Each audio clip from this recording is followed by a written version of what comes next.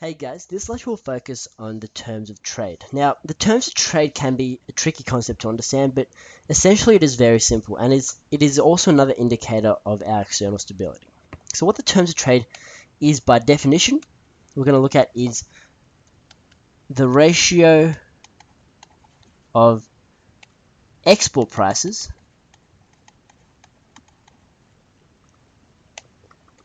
to import prices. And that's exactly what it is. It is just simply a ratio of export prices to import prices. So what this means is that if the terms of trade is greater than 100, it means that we're getting more on average from our exports than we are importing. Okay, so how this is calculated is by a simple arithmetic equation. It is the terms of trade, which I want to denote TOT, equals the ratio, the export price index,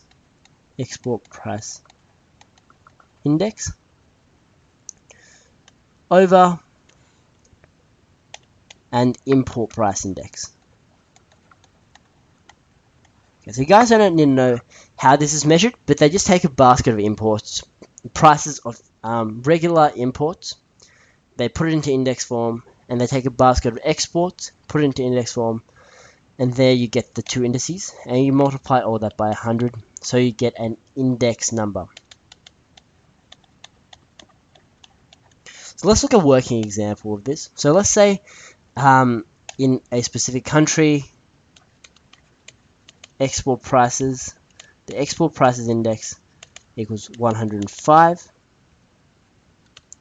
The import price index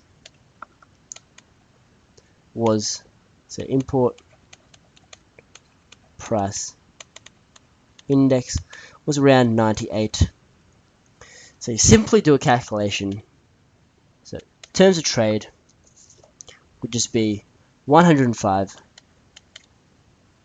divided by 98. And if you chuck that into the calculator, you'll come up with the terms of trade of 105 divided by 98, which is around 107.14. So that's the terms of trade of this country. It means that the average price, which is the average price non-residents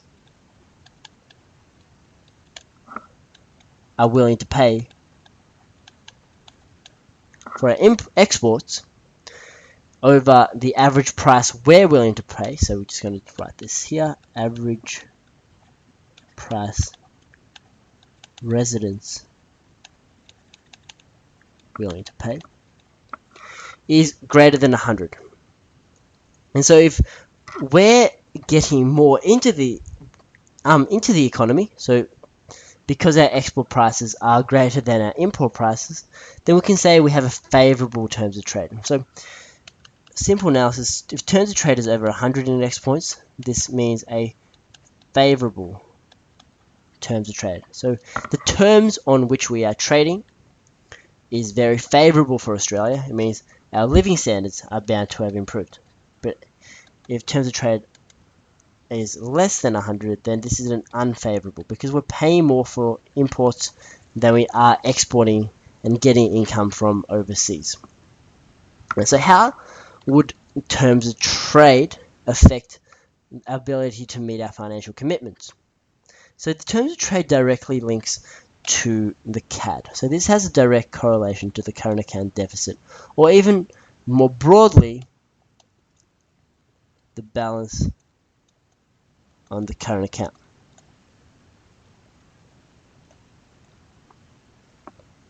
So what this means is that if the terms of trade is favorable, then obviously export prices are higher relative to import prices here.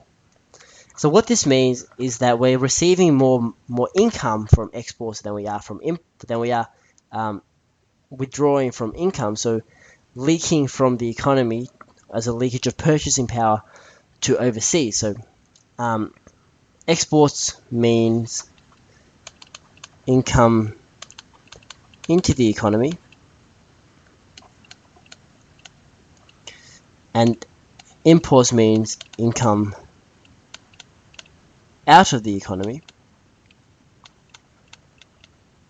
If we have a favourable terms of trade, because export prices are higher than import prices, we have more money coming into the economy. And this is a good thing because it increases our purchasing power and, by extension, as we should know by now, our living standards. So a favourable terms of trade is beneficial for the CAD because the current account deficit is partially funded by the balance on goods and services. And this relates to exports and imports. And so if we're receiving more from income from exports, then credits from exports is greater than debits from imports. So exports and imports.